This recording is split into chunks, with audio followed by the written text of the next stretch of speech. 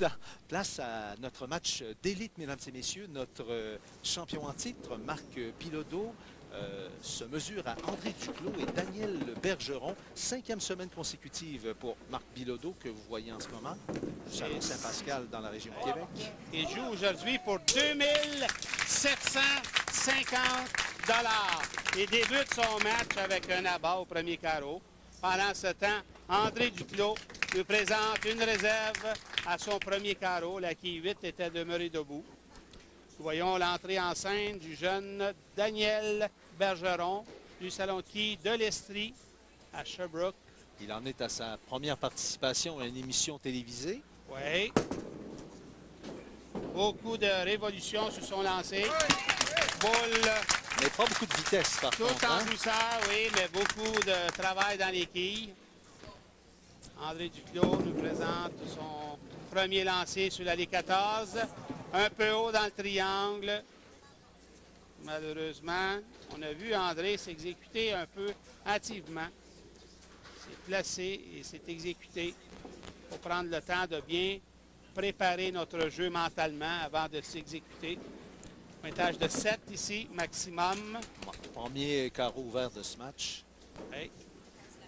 On ne devrait pas voir beaucoup de carreaux ouverts ici. Deuxième abat consécutif pour Marc Bilodeau. Vous savez que très bientôt, ce sera peut-être dans la prochaine émission que nous allons faire ici du Salon de quilles de Sainte-Adèle. Vous allez devoir nous parler des allées 14 et 15. Là. Vous les étudiez à fond. Et vous allez devoir nous faire une analyse de ces deux allées. Quelle est la plus capricieuse? Jusqu'à présent, ce que je peux remarquer, c'est que notre champion semble évoluer près du centre à droite sur la 14 pour frapper le côté gauche du triangle. On va voir, oui. Oui, c'est ce qu'il fait, oui. Oh, un peu tôt, un peu hâtivement, une démarche un peu rapide. Troué pour Marc Bilodeau. Est-ce que vous aimeriez qu'on parle des bourses que se disputent ces trois messieurs aujourd'hui? Oui, c'est On peut vous 1500 présenter ça tout de suite. Oui. Là. Oh là là! Alors, vous disiez, c'était 1500 $ au gagnant, mais boni de 250 $ pour chaque victoire supplémentaire. Donc, cette semaine, notre champion, lui, vu qu'il a 5 victoires consécutives, joue cette semaine pour 2750. Et dans le cadre de partie parfaite. c'est Marc Bilodeau domine tout le monde avec 10 000 $. Il est suivi de Daniel, saison 2007-2008, qu'on vient à peine de débuter. C'est notre 8e semaine. Reprenez-moi si je me trompe. exactement, c'est notre 8e semaine. Ah. Pointage de 8 ici. Je crois sincèrement que l'allée 14, de ce que je vois jusqu'à maintenant, ça serait préférable de jouer ça beaucoup plus près du centre, c'est-à-dire pratiquement en plein centre, et tenter de frapper. Oh! André Duclos. C'était sur le tard, Oui, ça. c'était sur le tard, mais la quille 8 a bien été fauchée pour le premier triplé du match ici. La réserve est réussie pour notre quilleur de la région de Québec, ou plutôt, excusez-moi, de Sherbrooke. C'est Marc Bilodeau qui est de la région de Québec. On va voir ici. On tente de frapper le côté gauche. On lance la boule loin du côté gauche. On la dépose quelques pouces à droite du centre. Et on tente de frapper le côté gauche avec un bon effet de gauche vers la droite.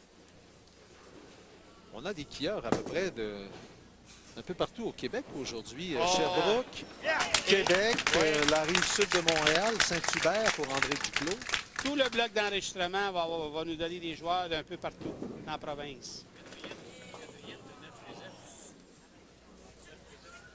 Encore une fois, la quille numéro 8 est restée debout devant André. Sur la 15. Maintenant, le champion en titre. Oui, un autre abat. Un triplé pour lui. C'est un 5e abat en 6. Carreau.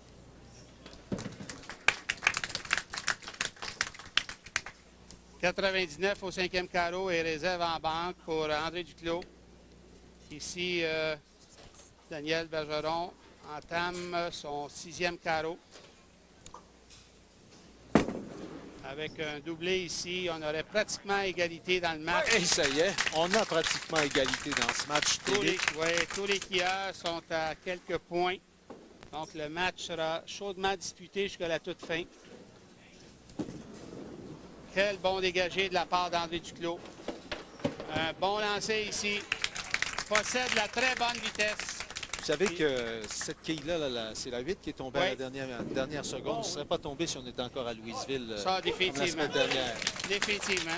Ça serait resté debout, ça. Et avec le triplé, le 4e abat consécutif ici pour Marc Bilodeau, il vient de prendre une légère avance dans le match.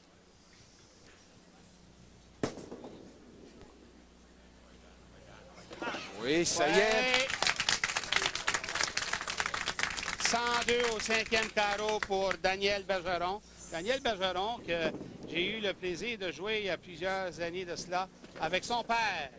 Son père qui s'appelle Marcel, de mémoire. Marcel Bergeron. Oui, Marcel Est-ce qu'il est avec nous aujourd'hui? Oui, il est avec nous et derrière nous. Est-ce que vous aviez gagné? Oh, c'est trop longtemps pour que je puisse me rappeler de cela. OK. La réserve est complétée pour André. 3e occasion dans le match pour André que la quille 8 demeure debout. Possiblement que l'entrée ou l'angle n'est pas suffisamment bon.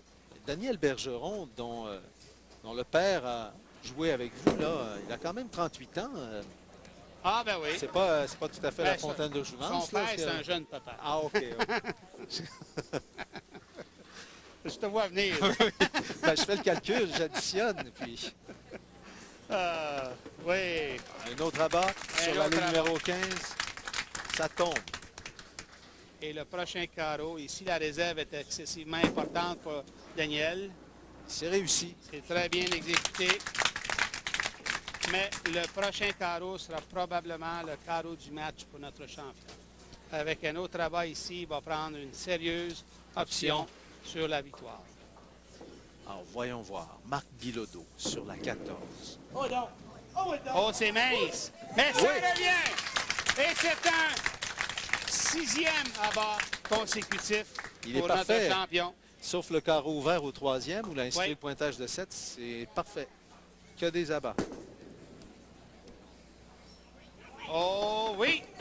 Ça défuque au dernier instant. 2,31 possible pour Daniel Bergeron. 2,19 pour André Duclos. Un premier abat 10e. Mais 2,47 est possible pour Marc Bilodeau. Et on avait prédit que ça prendrait 2,35 et plus. Ça va être là-dedans, sûrement. Ah oui, effectivement. J'ai l'impression, dans le cas de notre champion Marc Bilodeau, que le 3e carreau est simplement une erreur de parcours. Parce que ce ne sont que des abats partout. C'est pratiquement la victoire ici, avec un autre bon lancer. André nous présente un autre abat ici. Oui.